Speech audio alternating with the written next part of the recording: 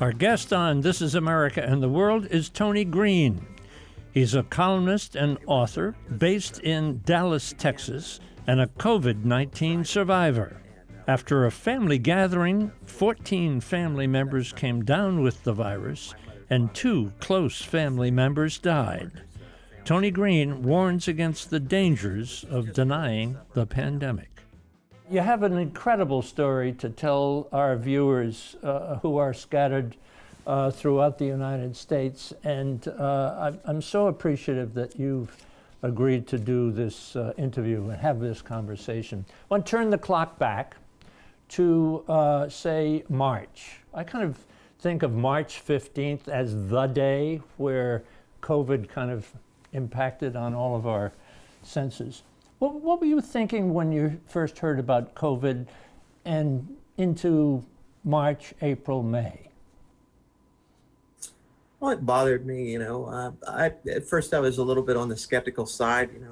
We experienced SARS and, H1N1, a few others, and they were impactful, but not to the point that it ever, got to a point where we were going to lock down the United States. People were going to stay at home and, maybe go to a pharmacy or a supermarket, and that's about it. Everything else would be closed. That was just so foreign to me to think that something would be of that magnitude of significance to do that. So it was speculative whether or not I thought that, it was that severe or it was just media hype. And when we were talking about, wearing masks, and as you mentioned, quarantine, physical distancing, at that time they were calling it social distancing. How did all that resonate with you and your partner and friends around you? Well, I don't want to speak for anybody but myself, but, for myself, and I didn't have any problem with being vocal about it, was that it just seemed ludicrous. I mean, it was just too much.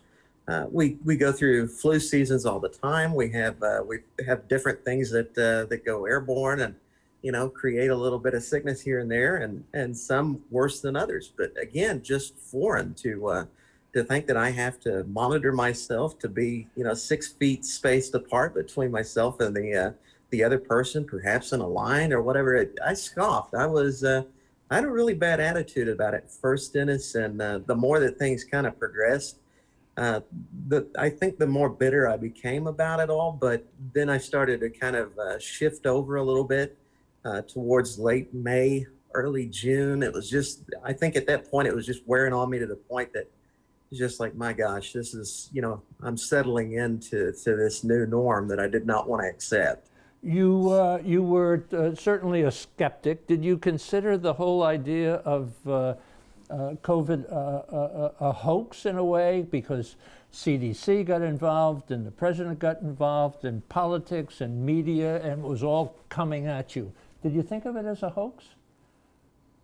Yeah, I called it a scamdemic, and looking back on that, like anything, it's always hindsight's 2020. But like I said, the media hype, it just seemed like there was so much negativity surrounding the presidential administration, and really just in general, there was just so much bad news for 2020. And I got to the point where I was just dismissive. I just wanted to turn it off, and I tried to focus on other things, and it just seemed like some sort of sensationalism that this virus, whether it's a hoax or it's just I guess overblown. I just thought there's got to be something to this where it's just not of this level of panic. It doesn't warrant this kind of panic. So yeah, I called it a scamdemic, and Dennis, another thing is that nobody within my circle, got people spread out throughout the United States that I'm dear friends with, people that I know well, whether it's working relationships or previous neighbors. I'm a bit of a nomad. I've lived in several different cities. So speaking with everybody, even in business connections, go-to meetings, Zoom and whatnot, nobody had it. We'd have our casual conversations before we'd work into something else. And social media, the same thing. Nobody had it within my circle. I was the first. And now that we've had it, I know a lot of people that have gotten that sense, and my heart just bleeds every time that I hear about another situation. It's just really sends it home. Let's take a little break, Tony, and come back on the other side. We'll talk about in June, you decided it might be okay to have a family gathering. And we'll talk about the family gathering, the special occasion, who came, and what happened as we take a little break. This is America and the World. Underwriting for This is America and the World is made possible by the National Association for Children of Addiction, Faces and Voices of Recovery, the Forerunner Foundation, the Rotondaro Family Trust, the Sultanate of Oman, the Kingdom of Morocco, and the Embassy Series, uniting people through musical diplomacy. Tony, was it early June? June 8th sticks in my mind for some reason. Talk a little bit about the idea of having a family gathering and how that all came together. Okay, well, it was June 3rd. The governor here in Texas, Governor Abbott, he came out and said that they were, seeing some positive movement. The numbers were, justifying maybe increasing the capacity of restaurants and bars from 50 to 75%. That would begin on June 12th. And he said that small gatherings should be considered safer, a little bit less of a risk. So, we seized upon that moment, and it was myself that initiated. It was I that hosted. But I called, my partner's family, my family, and we just said, hey, let's get together. It would be the 6 of us. We're not going to go and do anything, so to speak. Just, stay at home, maybe use the grill a few times, pool, watch some movies, play some games, just be in each other's fellowship and enjoy a chance to breathe for a change. I mean, we've been locked down for so long. So, we moved into that period of time where we felt like that was safe to do. Everybody kind of knew that there was a little bit of a risk, but it just seemed so marginal to assume that there would be anything that would come of it. Nobody experienced any symptoms. Nobody had been sick all year. We hadn't really been around anybody else per se. So it just seemed safe to do. How many people came to the party or to the gathering? It was over a day or so, right?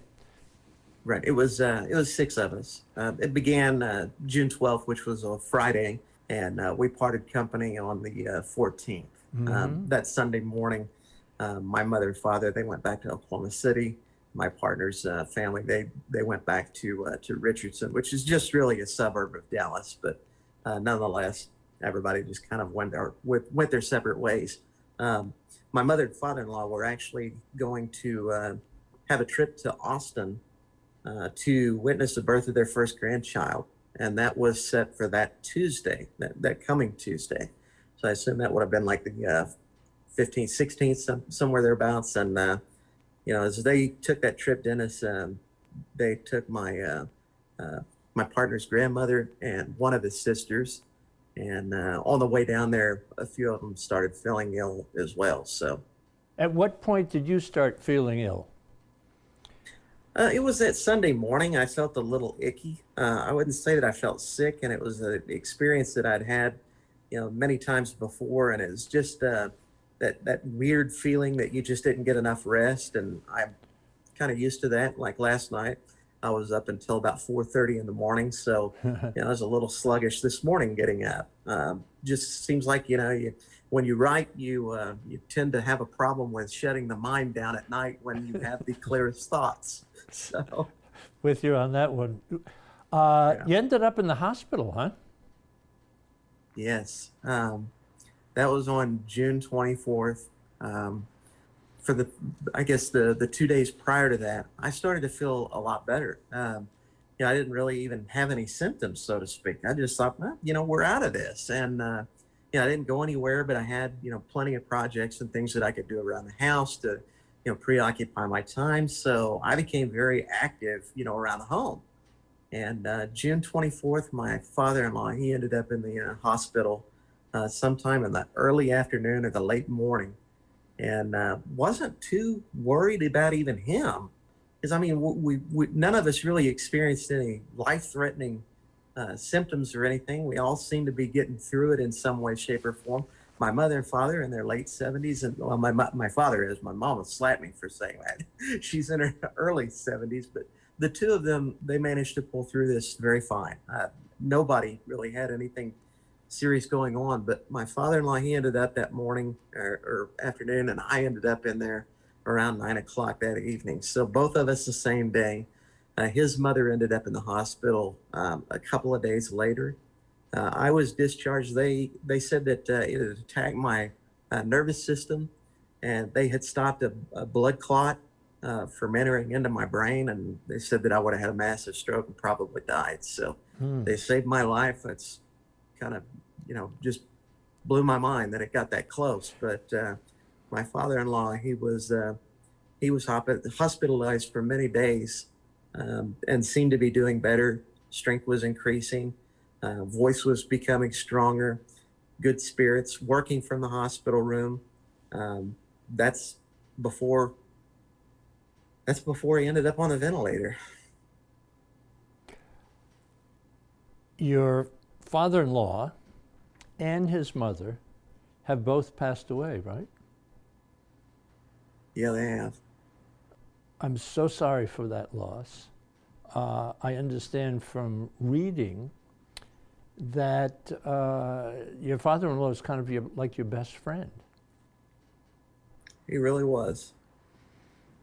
Yeah, we thought a lot alike. He and I weren't that far apart in age, which was kind of peculiar meeting him. But we quickly clicked, and the longer that things progressed over the nearly 9 years that I knew him, we became very, very close.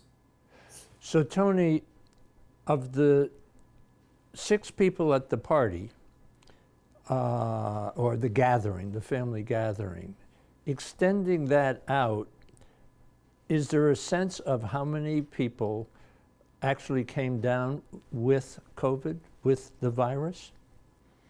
We know that at least 14 within the family.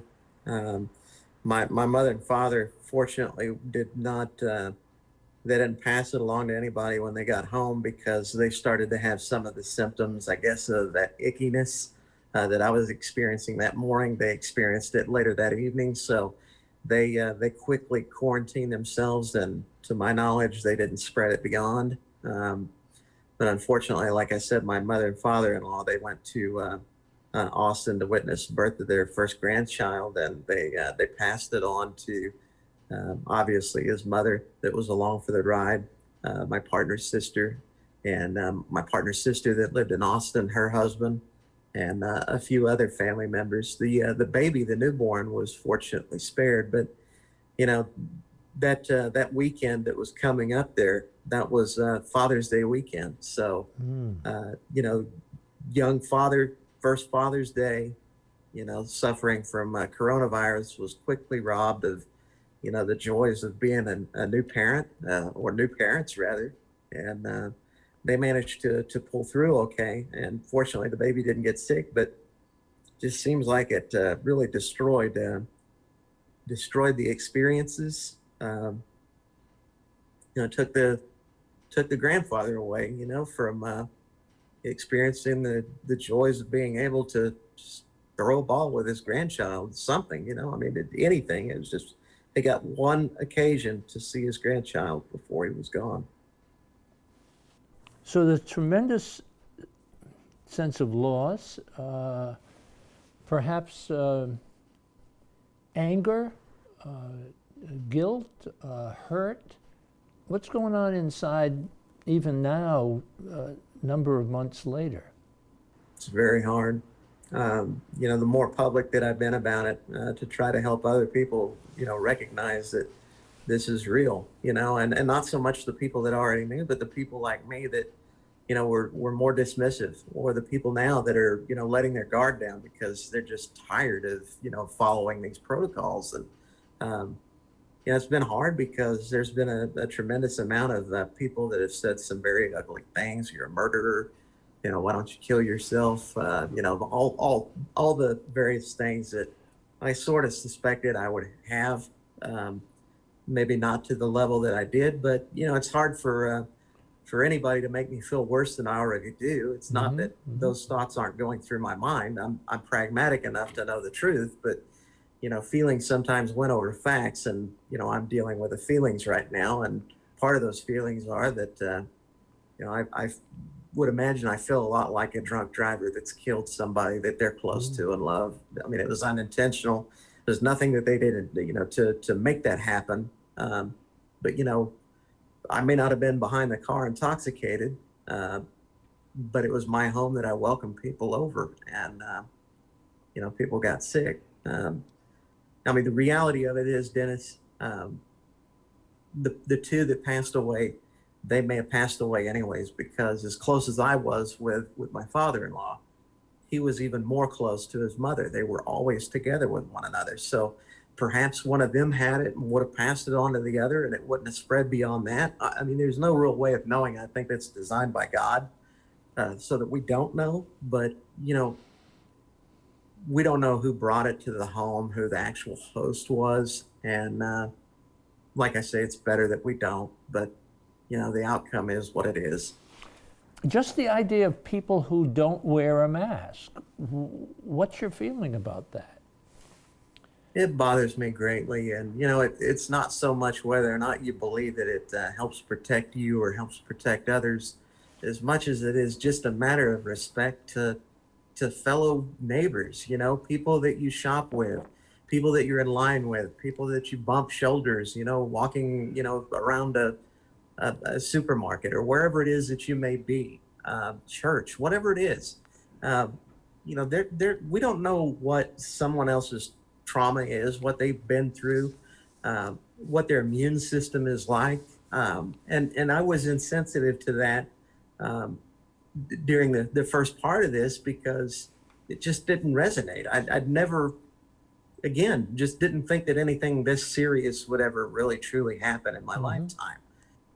So, it bothers me not to see that. I believe that it probably does help, but I don't know the exact science. There's people on both sides that say one thing, and, not to go too political into this, but that's part of the issue with the media is that there's a lot of people out there that, they supported the president for whatever reason. And then there's people that don't.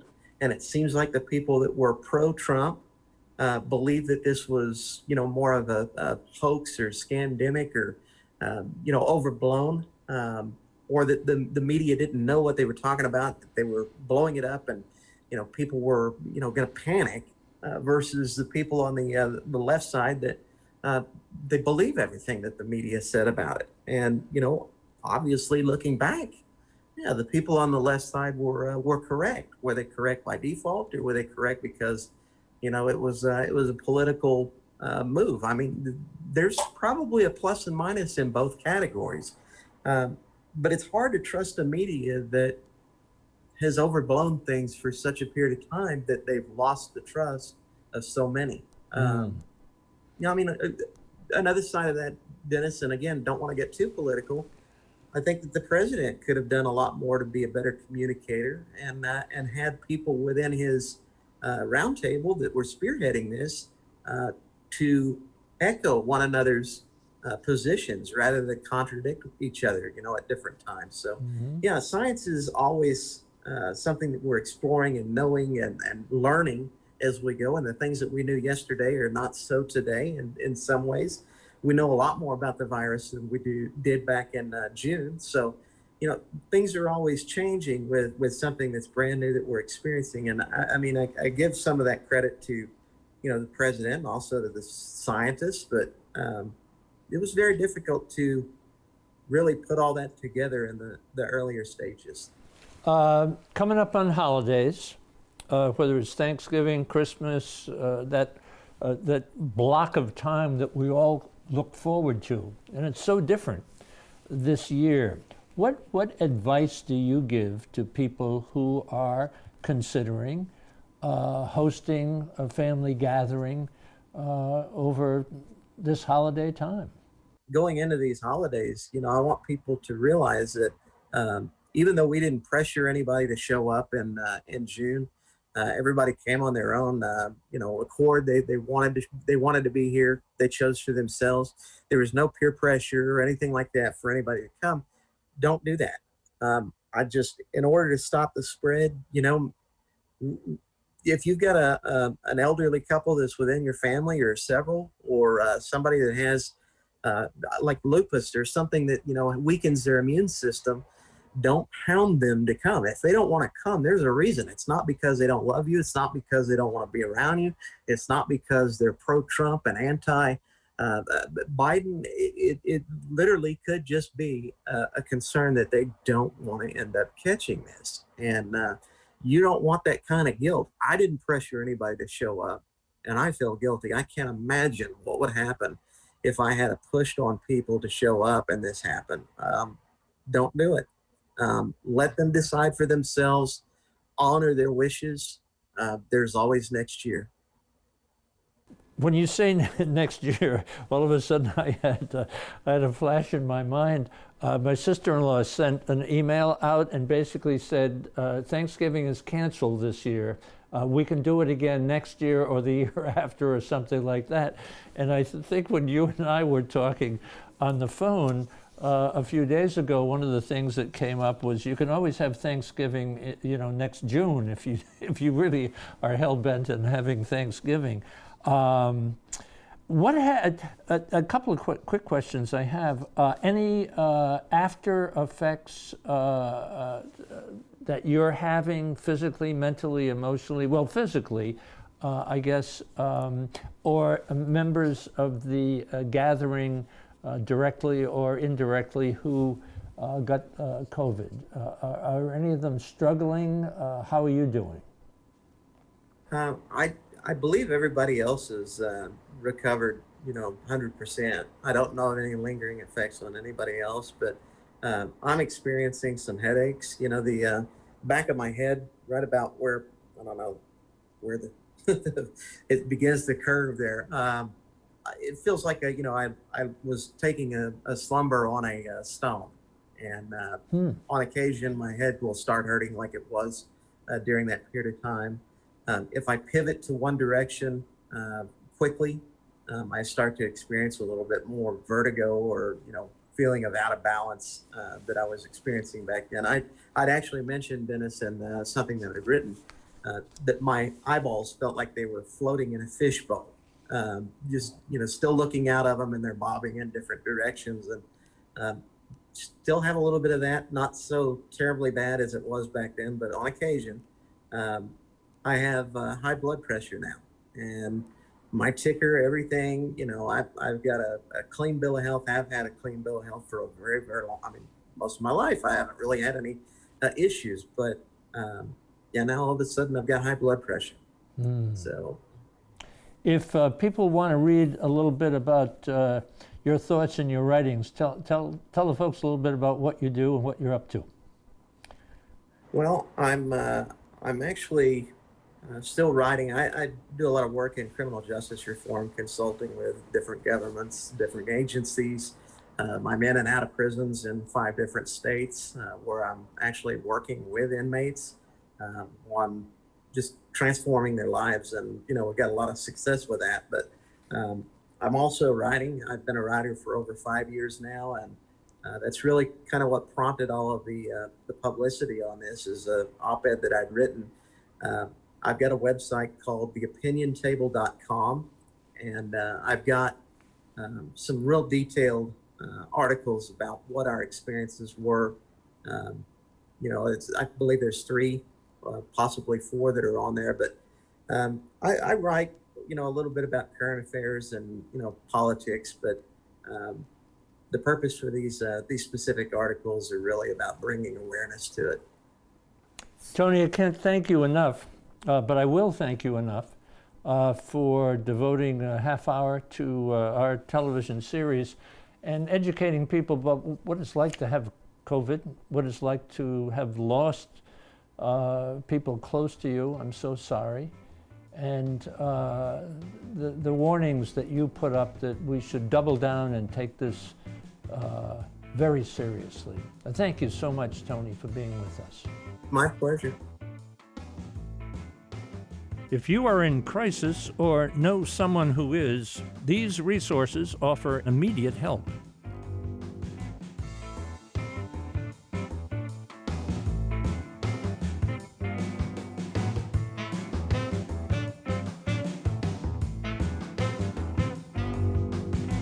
For information about This Is America and the World, visit our website, thisisamerica.net, or our YouTube channel, This Is America TV, and follow us on Facebook and Twitter.